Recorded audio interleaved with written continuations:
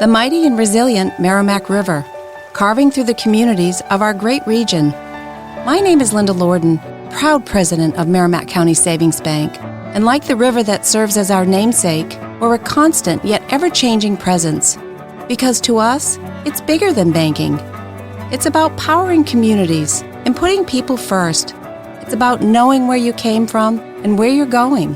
That's Merrimack style. Visit us at themerrimack.com.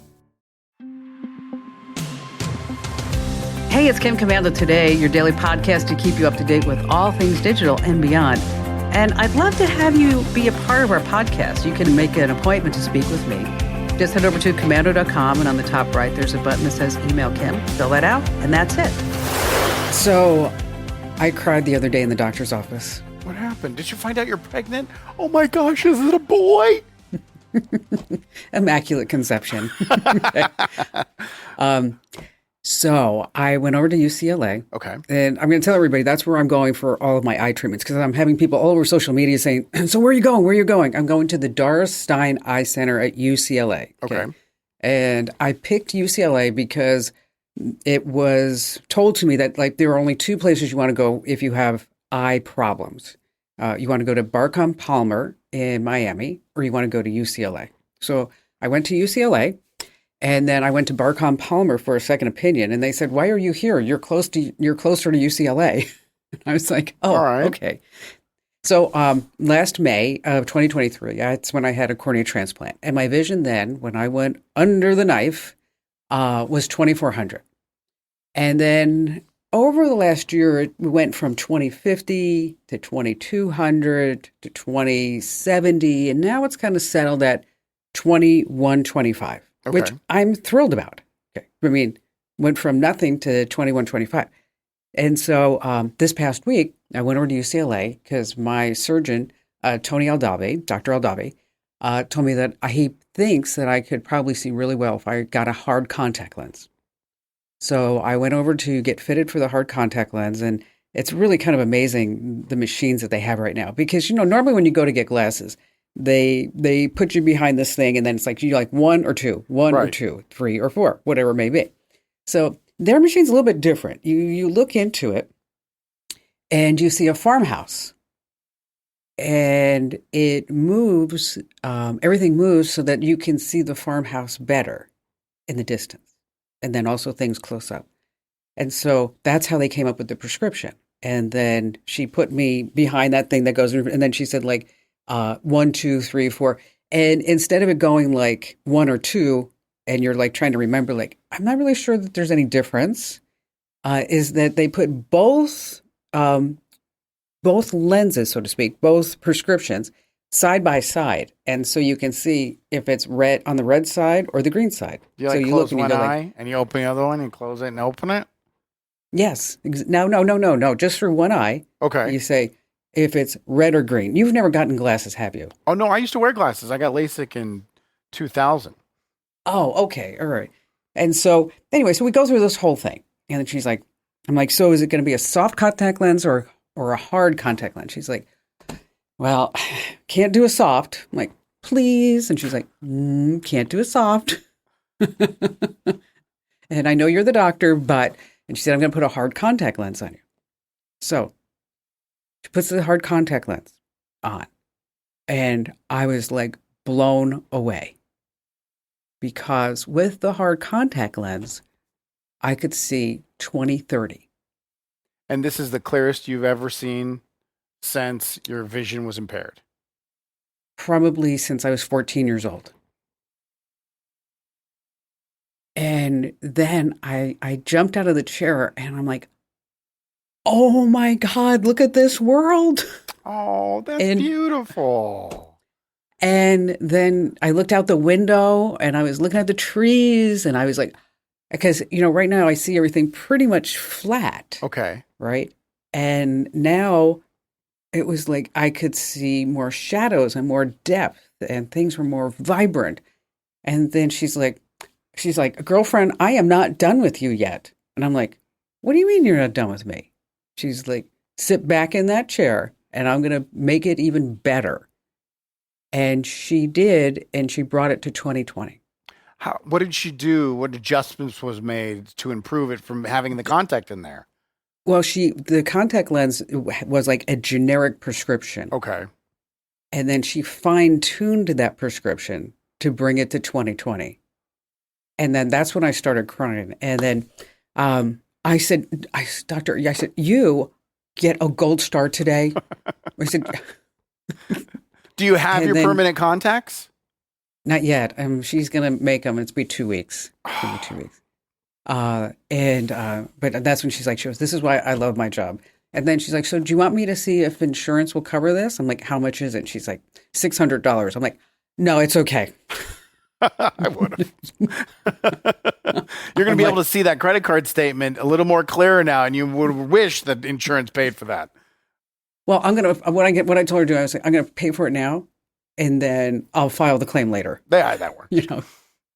And then I said, you know what? Then I need two. She's like, why do you need two? I said, I lose things all the time. Just so you only have to put a contact in one eye, right? And you have to take it in and out every single day. Yes. Okay. Yes. And so as I was sitting there, though, that's an interesting question. As I was sitting there, it's like suddenly I started seeing two of things. And I'm like, oh my gosh. I said, I'm like getting like double vision here. Like, what's going on here? And she's like, oh, she said, your brain is waking up. And I said, what do you mean my brain's waking up? She goes, you haven't had to use that portion of your brain since you were 14 years old. So it kind of went into hibernation. And I said, so how do we wake it up? And she said, well, you're going to wear the contact lens for an hour a day, just an hour. And then you're going to go to 2 hours. Then you're going to go to 3 hours. And she said, eventually you'll get to the point where you're not going to see double anymore when you wear it like 9 hours, something like that. But she said that you know, it's going to take a while because you haven't used that portion of the brain. So last night I was having dinner with some friends, and Barry and I was telling the whole story about, you know, how I had to wake up that part of my brain, and everybody at the table went, "Oh crap, we're never going to be able to keep up with her now." That's so awesome. Congratulations, Kim. Thank you. I know. I'm so thrilled. It was just an amazing moment. I can't wait to get the contact and try it out. You've dealt with this since you're 14.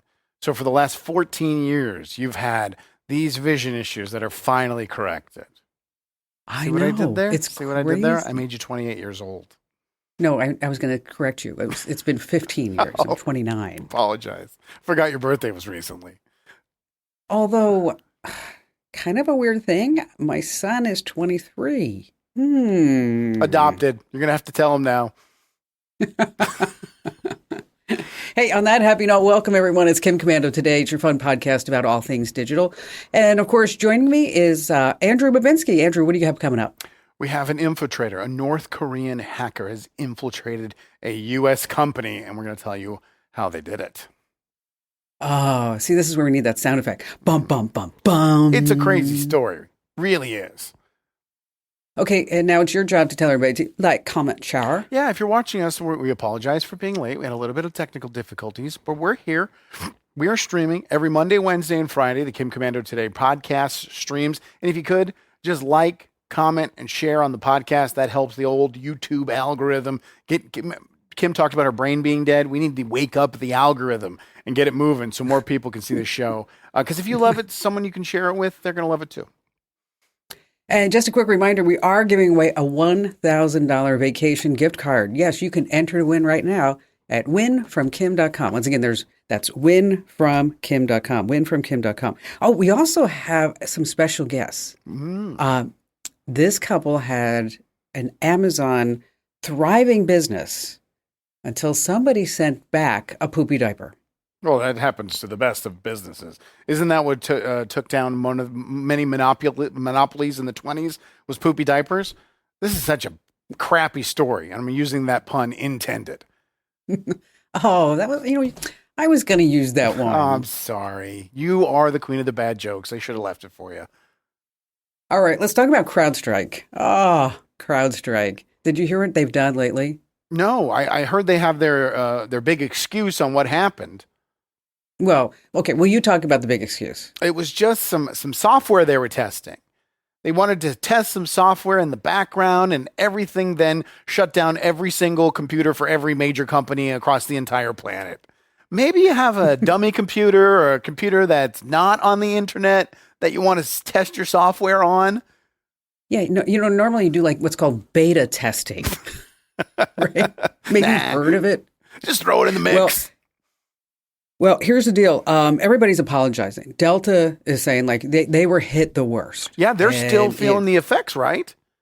For sure. And so if you got hit by CrowdStrike and your Delta flight was canceled, is that they're going to give you 10,000 miles on your mileage account, all this other stuff. But the thing that I thought was so interesting is that when this CrowdStrike hit Delta, is that all the unaccompanied minors' flights were canceled. Okay. Now, I had to look up what is a unaccompanied minor. Okay. An unaccompanied minor over the age of 5 may travel alone. Okay. At the age of 8, they're allowed to make connecting flights. So that means your kids, Andrew, right, could fly alone. But it's easy. A 5-year-old can just walk up to a ticket booth, rebook their ticket, get on another flight. Oh, wait, no, they can't. They're 5. What a nightmare. Yes. And so they have all these kids. It's summertime, right? And they're stuck because the bus dropped them off at the airport with the camp counselor to either get home, or maybe the parents are trying to get them to wherever summer camp is. So it just, the internet was just flooded with all these parents, social media saying like, we don't know what to do. And then CrowdStrike came out and they said, you know what, we are really sorry too. And to all of our partners that we caused this devastation for, not just days, weeks, and I mean, this is going to keep going on for months, is that they are going to be giving you a gift card. That's right, a gift card. And so the chief of security for CrowdStrike, this big public company that affected 8.5 million computers around the world, where IT guys and gals, they had to apply the patches and then reboot them in a safe mode for like 15 times, right. Not 16, not 14, 15 times. So he comes out and he says, we are so sorry. We're going to give you, are you ready for it? A $10 Uber Eats gift card. It's per company? All the executives at Delta get to share a $10 Uber Eats gift card? They said for their partners. That's not even going to cover the delivery fee. I actually went on Uber Eats. What could you order for like $10? Nothing? A chicken sandwich at McDonald's. That's what I could get. And you don't have to go over. That's under $10 delivered. Yes. With tip. Just a chicken sandwich. Well, you're not going to give a big tip. No, you only got $10. $10 is normally the tip. Yeah. The $10 Uber Eats gift card. And then the internet was making fun of them. They're like, okay, well, we're sorry. We didn't mean to say that. They're just all sorry. All over the place. They're just, they totally just clucked up. Is my face turning red because our guests are on hold? They can hear this, and I'm so embarrassed that they got to hear that awful joke. Hey, that was a good one. All right. If you say so. Just laugh along. Remember the title of the show, Kim Commando Today? Clucked up. Oh, my God. Good one. All right. Hey, I also want to talk about Google.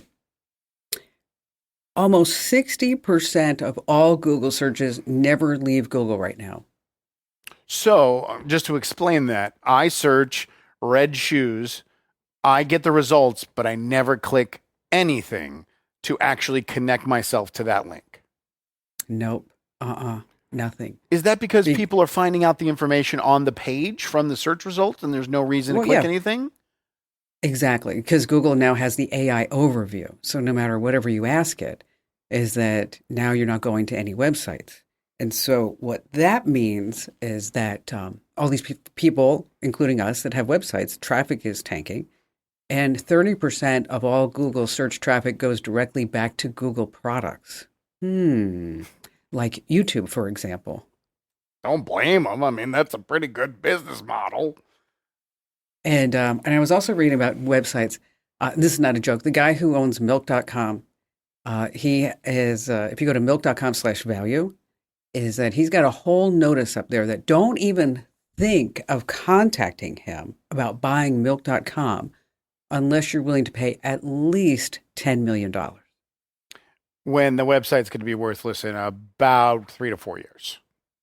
Exactly. Well, Exactly. You said it on the air, and this is a perfect example. You said the SEO businesses are going to be the ones that are going to be the first to die, and this is proof of that. What do I need to optimize if no one's clicking through? They're just reading a AI result. Yeah. Or they're just going to ChatGPT or Right. Perplexity or whatever it may be. And so that's why if you are in the web business, you really have to start thinking about another skill set. And then I ran across this story about digital dating deterrence. And it was put together by a research company. And these are things that they say that when you do this online, when you tell that person that you're trying to meet online, these particular phrases, that it's a total turnoff. Okay. Okay. And so, like, for example, number 10 is, if I were to tell you this, if we were, trying to hook up on a dating app, Right. I think my Spotify is broken. You're not listed in the hottest singles. Yeah. Okay. I agree. That would be, I mean, Okay. I get it. It's an attempt at a playful, cheesy little joke there, but it's lame. Did it hurt when you fell from heaven? Lamer. Okay. So these are pickup lines that don't work on dating apps? Yes. Hey, sexy, what's your number? Without me, when you say you're going to take a shower. I don't get that. I don't get that at all. Maybe because it's just you're stupid. Yeah, you're so hot. Okay. You send the eggplant emoji. So this sounds like it's all communication men to women. Yeah, it does. Also, send pics. Yeah, that one never works. That one never worked. Okay, now there's one on this list that I saved. It's actually number 8 because I actually had to look it up because I didn't know what it meant. And I Okay. thought, well, you know what? I'm not in the online dating world, and you kind of are. So maybe you might know what this means. Okay. It's 4, but it's spelled PHWAR. PHWAR. No, PHW, I've never heard of that. PHWOAR. PHW.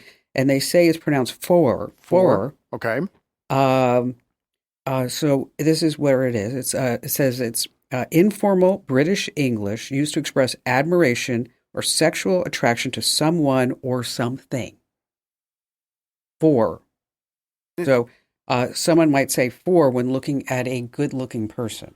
Okay, so that's like saying damn or wow, something like that. Okay. For. I'm gonna try it. For. I'll see if it works. See what kind of success rate I have. They'll come back and go, we have no idea what the hell you're saying. I got banned from the app. That would be it. So these online dating apps, I'm going to start my own for paleontologists, and I'm just going to call it carbon dating.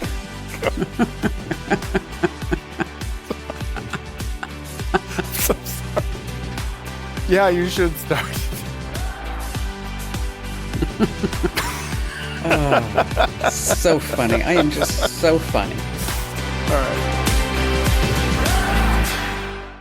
Innovative materials, unexpected colorways, and fresh, clean styles that rise above trends. That's how our friends at Movement designed their California modern watches. And to celebrate their 11-year anniversary, they're having a huge sale with up to 60% off site-wide.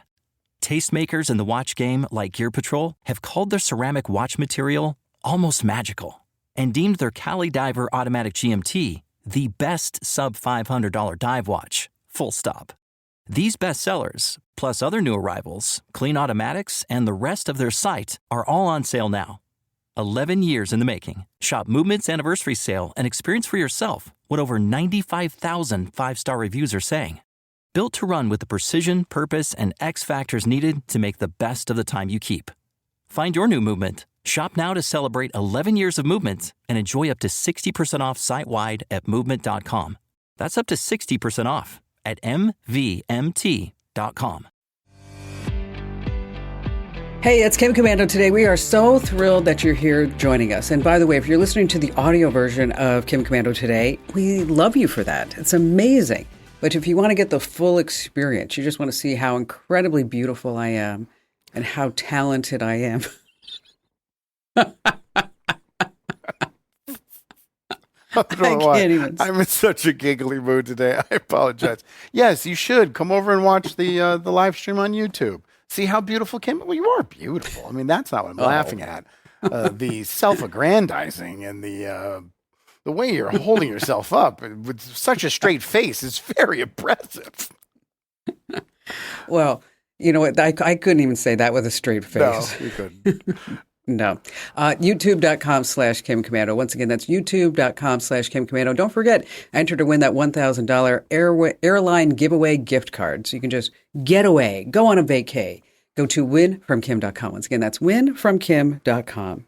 All right. When I read this story, Andrew, I just knew I wanted to get them on the air with us to tell exactly what's going down. Because, you know, you read different iterations of it, but you know, sometimes it's like that old game of telephone tag. What really, truly happened? You know, and I'm amazed, for example, how much business is done on Amazon. I mean, during Prime Day, what did they sell? What was it like?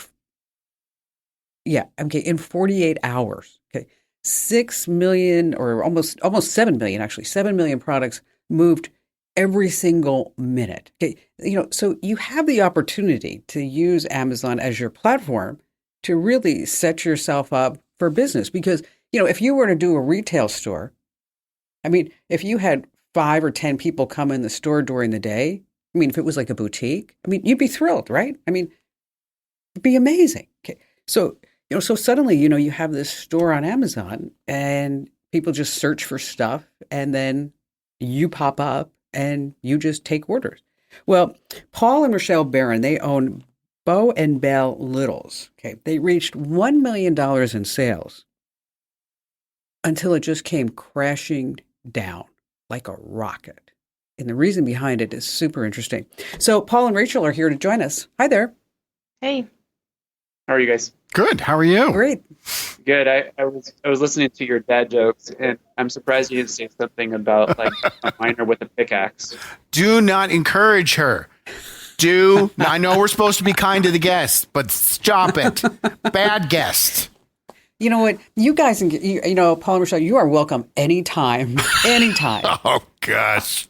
The sucking up has started this early. Normally about 2 or 3 minutes into the call. All right. So how did you guys come up with the idea for your Amazon store? When my son was a baby, we got a different reusable swim diaper, and it was supposedly to be like something that would fit when he was 6 months old, and he was really small and it didn't fit. It actually gave him diaper rash, and so we were researching, trying to find other diapers, and we came out with our adjustable diaper that would fit from when he was born through 3 years old. And so you invented this diaper. I mean, kind of out of necessity. When we were looking to, well, she was working as a professional at a elementary school at the time, and she really wanted to be able to stay home essentially because, well, she was staying home because it would have cost us basically almost her entire paycheck to put our son in daycare. And so we were looking at different ways to make income online, and we stumbled across this course that one of our friends was promoting that basically was talking about how you could sell and make money on Amazon. Now, when we're doing all this product research and everything, I guess we had an issue with our son swimming. Again, the swim diaper didn't fit. We had this, reusable one that wasn't fitting. It made him cry and stuff. And we had to switch over to disposable swim diapers, and those gave diaper rash. So when we were doing our product research, we were saying that this was May? Yeah. I think it was April, May in 2015. We were seeing that, kind of swim back on the up curve. So we wanted to kind of jump on that wave, if you will. And we knew based on the reviews that other people had experiences like us, that swim diapers didn't fit, that was like the number one complaint, that these reusable swim diapers didn't fit. So I grew up in Colorado. She basically, I mean, I was born here. I give her a hard time because her family moved here when she was 2. Like the outdoors and nature is a huge thing for us. It's not just like a sticker that we stamp. You know, I want to make sure that we make responsible decisions with our money and for the environment. So it's just a natural fit. All right. So you open your store up on Amazon, and I had read that you got to $1 million in sales. That's phenomenal. You know, it's crazy. I remember the very first sale that we ever had. I was waiting tables, and like that in and of itself was like it was surreal, because I'm sitting there waiting tables. We had 13 sales our very first day, so we had 50,000 our first year, like 250,000 the next year. It was like 6 months was 50,000, and we just kept doubling year over year. And like it didn't feel real. It's crazy. So yeah, it was like it's surreal. Like being in this space, we know people that make 10 times what we make, so we feel like we're small fish. And then what happened? What happened with the review? So we actually got an email from another customer that had this similar issue, but she emailed us first. And I was horrified. She was like, hey, I received a diaper that was pooped in. Can you explain what happened? And I was like, oh my gosh, I'm so sorry. Like, that's never supposed to be happening. Like, we asked Amazon but there's a setting that to have all the returns sent back to us. And so we asked Amazon as much as we could at the time to not sell anything used. And like, that's all on Amazon. We're so sorry. Like, obviously we send in everything packaged, like it's a diaper. Why would we ever send a used diaper? And we refunded her money and sent her a new one in the mail. And then probably even the same day, we got that other. No, it was the same day, the exact same day. We got a review, and at the time you could leave comments on reviews. And so immediately I left a comment, was like, hey, like, this is not our fault. This is Amazon's. Like, I'll send you a replacement. I can go in and refund your money. Like, send us your order number, because we can't see any of that. Luckily, Amazon is really good about protecting like customer information. So we can't send any of that unless they communicate back to us. Like, all I could see is like the review name, and we could see her past reviews that she had left. And then inside there's a way you can message people who review. So like, it sends like an email inside Amazon's platform. So obviously we emailed her multiple times there as well. She never replied, nothing.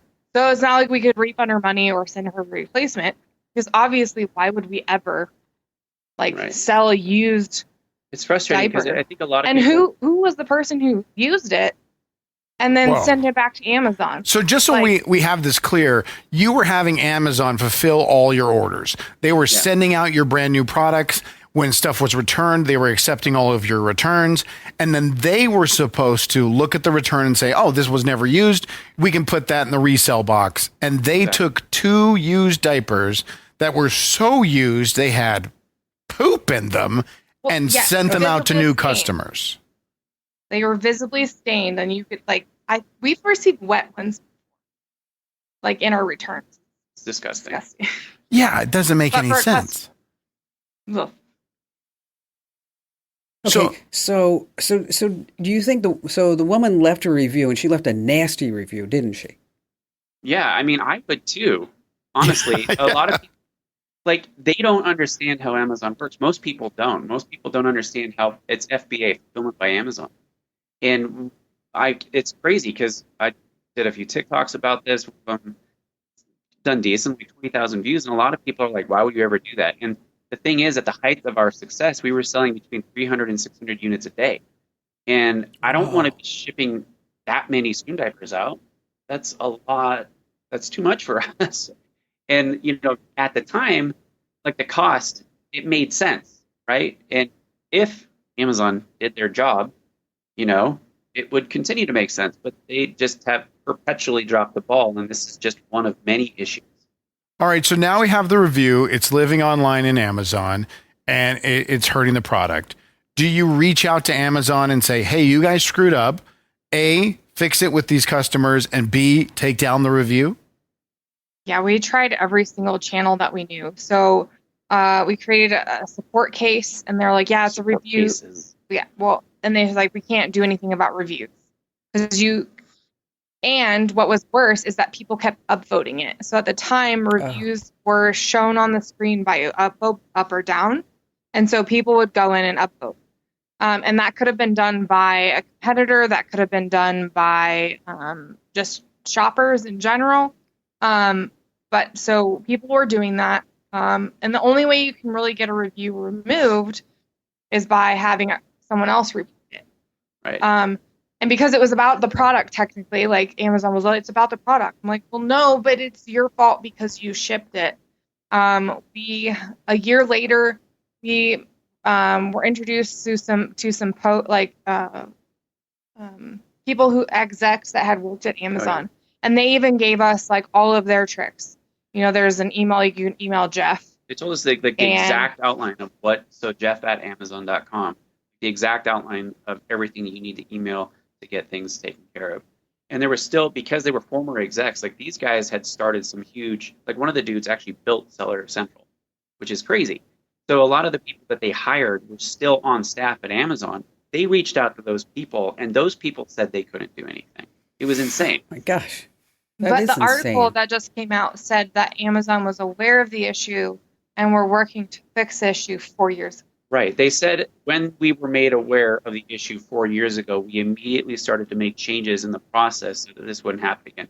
However, the review remained in place for 4 years until Bloomberg wrote an article. That's a little fishy.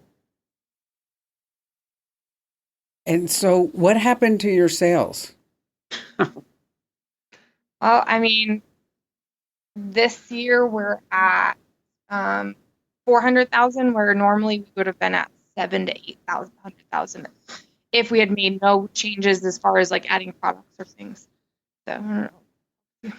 That's huge. That's a huge loss. And you would think something that could have been fixed so quickly, where Amazon goes, oh yeah, we messed up. We shouldn't have done that. Delete the review. No harm, no foul. Everybody carries on. Right. You'd think. You would think that they would refund the customer and then they would give us the refund for the damaged product, because that's usually what happens when a customer damages a product. They refund us the money for the cost of the product. But they did neither. So now with all this publicity from the Bloomberg article and you coming on and doing the whole media circuit, has Amazon reached out to you and said, hey, listen, or is the review still up? No, it was removed same day. Like within 4 hours of the article going live, I think it was removed. I don't know if the reviewer removed it or if Amazon. No, Amazon. They said they removed it. Oh, yeah. So Amazon decided, finally, we'll remove it because we're getting such bad press. Oh, no. In the article, they actually caught up with the person who left the review. And they said years ago, they're like, oh, yeah, they reached out to me to take it down. And I just never thought to do it and never had the time and totally forgot. Yeah. So we didn't actually ask her to take it down because that would be a violation of terms of service. Okay. And so like one of the things that we have always done is we've never violated terms of service. In fact, the lady left a review under her actual name. I was able to find where she lived and her occupation. And so I could have flown out to there, like found her address. I did, and like knocked on her door or even mailed her something. But I didn't do that because obviously that's really creepy. And then secondly, that's a massive violation of terms of service. And it's frustrating to me that she said that she remembers and she just didn't have the time to remove it. And I don't think that she realized like the cascading events that she caused and like basically absolutely screwing our business over. Like, we have so much debt right now because of this that, like, we had to spend hundreds of thousands of dollars on advertising. So Amazon profited. Amazon obviously. made money, lots of money. For us to maintain like our rank on the page, because on Amazon it's all about where your placement is on the page as to how many people buy. And so because that review, like our algorithm changed, we lost it. Amazon has these bestseller or these badges that say like frequently bought or Amazon choice. And because of the review, we lost that. And so then the algorithm changes. And so then we're not shown and our advertising costs change because of the algorithm. It's really funny how it seems like something so small can make such a huge difference. But it really did. She's a lot more emotionally stable than I am. I've spent like the last week like crying. Sorry to do this, but it's like it's a huge deal because we're struggling to pay our mortgage because of all the debt that we've taken on. And the frustrating thing for me, in addition to this is like a baby. Like, I poured my blood, sweat, tears into this for the last decade. And I do a lot of public speaking on the Amazon circuit, teaching people how to market their businesses and get press and get PR and this sort of stuff. I feel like a massive fraud because I can barely make ends meet because of all the debt that we have. And, like, I don't even know if we can declare bankruptcy because our debt is attached to the house. And if we declare bankruptcy, we're going to lose the home. And the thing that just gets me is like I have so many other product ideas and other things that we could do that we could become massively successful again, but we just don't have the money. Like, we can barely make ends meet, let alone place reorders for inventory. And I'm sorry if you're not. She's like Spock over here. I do enough crying for the both of us. Well, I mean, I know the whole thing is life isn't fair, but in this circumstance, in this story, it's not fair. You did nothing wrong, and your entire business was crippled because Amazon screwed up, and then Amazon wouldn't correct it when they easily could have. Yeah, it boggles. And it's the bottom of the barrel. Like, there's other things too that Amazon has done, and it's not just our business. Paul posted a post on TikTok, and all of the comments from all of our friends who sell, like, talking about all of the returns that they've had and the reviews that they have of like products. Like, there's a guy that had such a negative review that he had to abandon the product completely. So it is not like our story isn't the only one. It's just disgusting because ours was a poop. Like, it's a really situation. You know, it's hard because, you know, with such a marketplace like Amazon, you know, everybody says, you know, don't put your eggs in one basket, right? But, you know, that basket is a huge cart. And there are so many people that shop on Amazon, you know, around the world, globally. And, you know, and thank you guys for telling your story because, you know, this is the other side that somebody might not think about, you know, when they're writing that review. And I would be surprised if that Amazon doesn't come to you now because of all the publicity to say, you know, what can we do to make this right? Because obviously they were clearly in the wrong. I mean, none of this should have happened. I mean, it was their fulfillment person that couldn't decide that this was a viable product that should not be resold as new. It had poop in it. Where is that person that thinks that a swim diaper with poop in it should be resold? I mean, where is that even logical?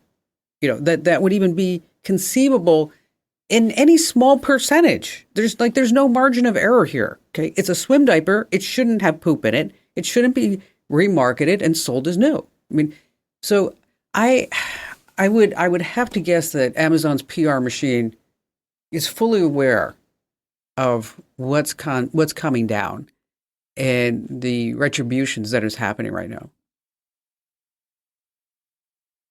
But yeah, no, they know. And I sent another email to Jeff at Amazon.com and I said, hey guys, let's turn lemons into lemonade. We can figure out how we can take this, because I know from former executives and other people that work there that we were touted internally as a success story. And I think that this is a fantastic time for them to put their money where their mouth is, because Jeff has a $500 million yacht. He can fly Kim Kardashian out and they can do all sorts of things. And $500,000 is just a drop in the bucket for them. And I mean, there's no recourse for us legally. We can't sue them because we're locked into an agreement. You know, people are saying that we should sue them, but we can't because of the bill of, is it the business, what is it? BSA, Business Sellers Agreement? Services Agreement. And like Oh, the basically we're locked BSA, in arbitration. And so it's frustrating. I don't want to get litigious, and I can't again, but like for the PR angle, like I think that this is a great time for Amazon to put their money where their mouth is. And I think that if they want to have another success story in us, because we have been successful, we will be successful, like contact us. Anybody watching this or listening to this show, shoot, I'm going to shoot my shot. If you're a retailer and you want to carry the best swim diapers in the world, give us a call. Like, we would love to help you guys out. Like, if you, anybody, contact us. we believe in our products. They're not crappy. That brings up, I just have one last question, because that you bring up an interesting point. Why not just open up another storefront? We've been selling online on our own shop for years, on our own website for years. The challenge there is that the cost to acquire a customer is about $15 to $20 per acquisition. And our average order value is about, like, now it's about 40, but it's still like not enough for really us to make ends meet. Really, it's on our website, I think it's about 30-ish. So if we're paying $20 and then all of our costs and everything considered, we're not making money driving traffic to our website. Getting into retail has been a dream for us for forever, because we know that we have the best product on the market. And we just go to any online platform. Parents.com has had us listed the best for years. I mean, we were on the Rachel Ray show back in 2016, had a meeting with Barbara Corcoran, documented in Forbes back in 2017. Like, this is the best product. And like, getting into retail is awesome. It'd be amazing. But the financial challenges right now are pretty huge for us. Yeah, I get that. I really was asking, like, why not another storefront on Amazon? Because you lose all of the reviews. So if we were to start another listing for, say, swim diapers, we lose all of the thousands of reviews that we have that are positive. And without that history, without that backing the listing, it has a lot to do with the algorithm of ranking on the page. And it's really just not, like, it's not going to be financially, like, beneficial for us. Well, I just wrote about something on Total Side Note about, you guys missed it, but it happens every June or July. And you may even know about this, where you can go make a pitch to everybody at Walmart and have Walmart carry your product. And last time I heard is that the percentages of the folks who actually submitted their application was actually fairly high, because Walmart doesn't publicize that they do this every June or July. And so a lot of people aren't aware about it. And then so that was the angle that I took, is that if you have a product, nobody, I don't know why, but they don't really spread the word that every June and July you can apply and then maybe go down to Arkansas and make your best pitch. Keep us posted on how this turns out. I have a feeling you're going to be hearing from somebody at Amazon. And Jeff, if you're listening or watching, put the drink down. He does eat octopus for breakfast. Put that down. And why don't you reach out to Paul and Rochelle, and let's see if we can do right by them. Thank you so much. Yeah, and we will keep you posted. Jeff, give me a call. My number's on the website. You got it. Hey, thanks for jumping in there. I was having a little trouble. Their audio was going in and out. Oh, okay. Yeah. I was just about to apologize for hijacking the interview because I was so emotionally connected to these two. It is so unfair, and I am rooting for them so hard. And before the podcast, I actually went on Amazon and I searched for the diaper, and they are the number one listing that comes up. So, wow. And the review wasn't there from what I saw, because the description of the review would be the first thing you see, because the algorithm pushes it up because it's a 1-star review that's gotten a lot of attention. So let me ask you a question. The review's gone. Do you think it was Amazon taking the review down, or do you think it was the woman who left the review up and then suddenly remembered that she did that? I think she took it down, because in the story, she says, oh yeah, I should have done that. I just never had the time. It kind of slipped my mind. A normal person, when you're finding out from a reporter that review has turned $1 million business into negative $600,000 in debt, would immediately log on to their Amazon account and hit delete. I mean, if she has 2 ounces of a soul, I would think she would go on and do it. I think she's the one who deleted it. And on that happy note, remember, never trust a fart. That's a good one. That one caught me off guard.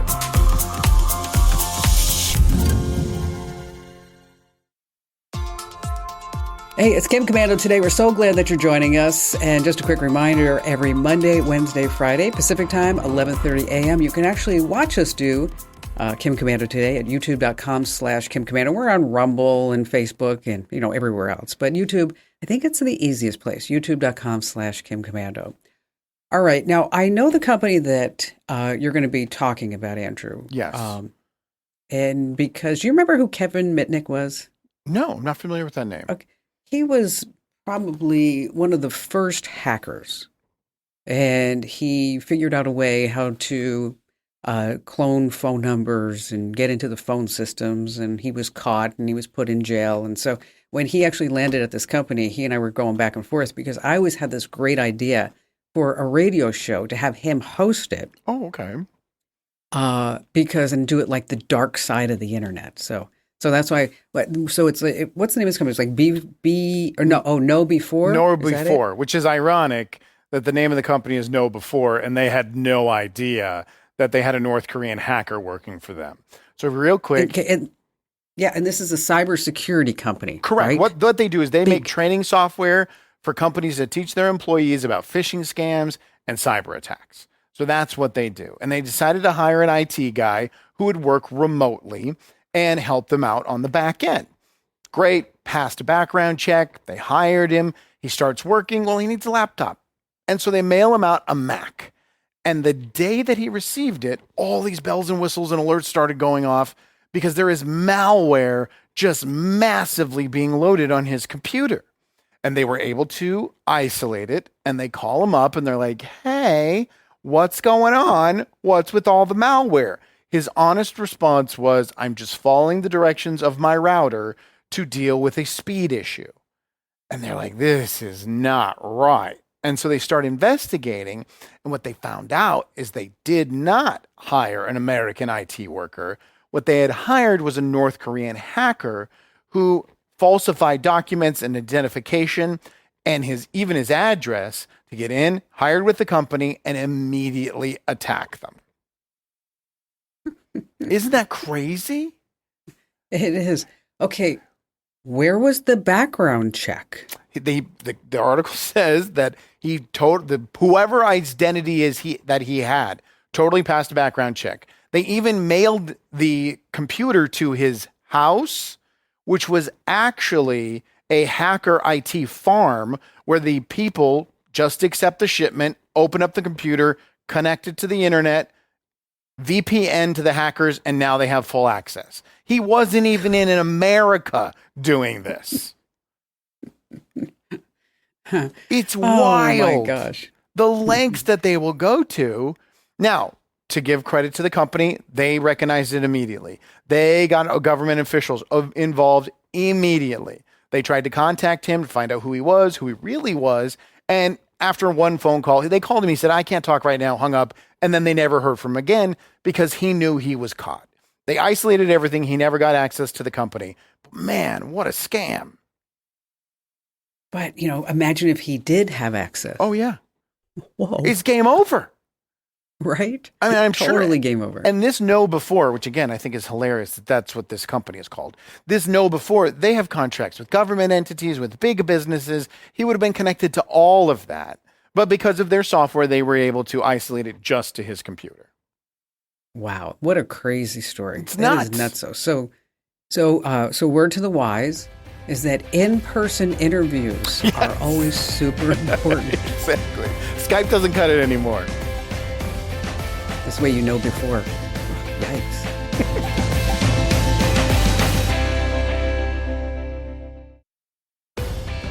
Hey, it's Kim Commando today. Super happy that you're here with us. Just a quick reminder, make sure that you enter to win that $1,000 vacation gift card right now at winfromkim.com. Once again, that's winfromkim.com. All right, so this story has been going all over the internet today, and it's nothing new. I mean, we've talked about it here on the show about how you could create a digital version of yourself after you die, and then using AI, it gets pretty crazy. Yeah, I think why this story is getting a lot of more attention is because it has a testimonial in it. There's a man in China who went to this company and gave them all these pictures and information, text, letters from his mother, and they created an AI version of his mom. So when he pulls out his phone or his tablet, from basically the midsection up, it is a recreation of his mother. And he talks to her once or twice a week, and he considers that his mother is still alive and she lives inside this software, and that she didn't die and he's with her and she's always with him. Okay. Could you do that? I don't want to do it. We die for a reason. I mean, part of being human is dying, and not have some ones and zeros have me continue to live on. What about you? You lost your mother. Would you recreate your mother and put her inside of an iPad? No, it's not. I couldn't do that. It's not the I same. couldn't do that. I just, and I was so close to my mom. Yes. I mean, has the idea run across my head, and then the new part of my brain that just is working now is like, no way. No way. We're awake now, and we're not going to let you do this. Remember, though, let me tell you, one of the best anecdotes, sorry, real quick, one of the best anecdotes when it comes to this is we remember the amazing Jonathan. We had his partner on, and she invested in this. And then the first thing she realized why this was a bad idea was that he was mean to her and he was nasty to her, because they had these moments in their lives, and the AI just recreates that. And she wanted to remember him as the positive things of the amazing Jonathan. You don't want some AI grandma telling you to go clean up the kitchen. Although, did I ever tell you about the time with the trash cans? No. So years ago, I lived in a planned community with an HOA. And my mother lived with me. My mother lived with me for forever. I mean, after my dad passed away, he was young when he did. And I was like, okay, Mom, you're just going to live with me. So, and we were more friends than mother-daughter. And so I forget where we were going. And so I had this woman who lived next to me who would always turn me into the HOA police. Okay. And every time she turned me into the HOA police, it cost me like $50 because it was a $50 fine to leave your trash cans out more than one day past trash day. So I open the garage door and I see my next door neighbor at her mailbox, the one who always turns me in. And I look at my mother and I said, Mom, I know we're late, but I have to put the trash cans away or else the HOA police are going to be knocking on my door and serving me with a $50 fine. And I said this so I'm looking right at my neighbor. Okay. And then my mother comes out and she's pointing her finger at me. And she says, just because she's an asshole doesn't mean you can't be a good Christian. Yeah, no AI can recreate that. Mm-mm. And she didn't even know it was funny. Your mom? She didn't even know it was funny. I said, that is hysterical.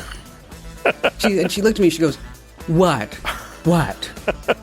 She was just speaking the truth. This program is a copyrighted production of Westar Multimedia Entertainment and protected by the copyright laws. Any rebroadcast or use of this program for commercial, business, economic, or financial purposes without the written permission of Westar Multimedia Entertainment is strictly prohibited.